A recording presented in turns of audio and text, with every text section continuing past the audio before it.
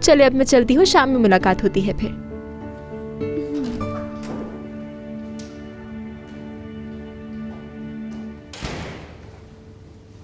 क्या करीम study room में है? जी हाँ।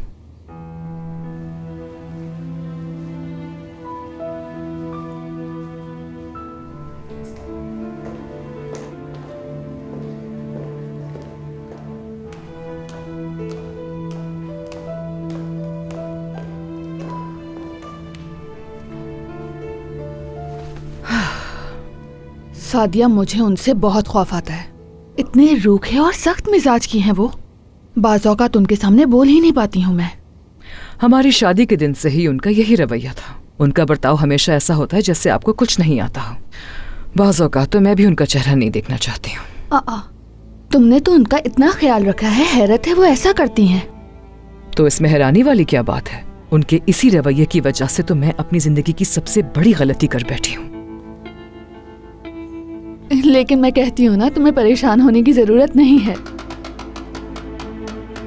वो मैं यहाँ पे ग्लास लेने के लिए आई थी। ठीक है, तुम ये यहाँ से ले जाओ फातिमा। चलो मैं चलती हूँ, अमीने को भी बता दूँ आज के डिनर का। मैं मरियम को भी साथ ले आऊंगी, बहुत लोग होंगे, अमीने अकेले नहीं कर पाएगी। ठीक है।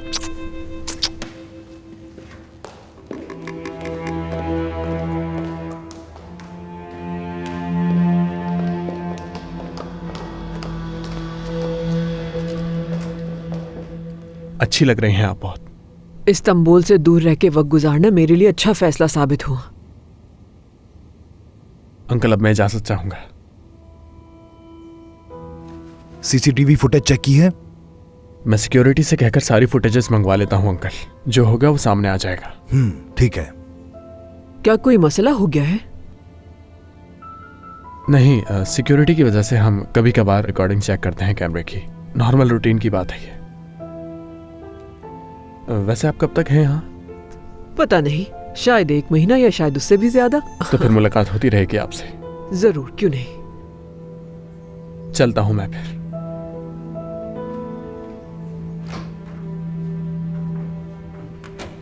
लगता है कोई परेशानी की बात है, जब भी अली ने तुमसे ऐसे बात की। कुछ नहीं, परेशान मत हो।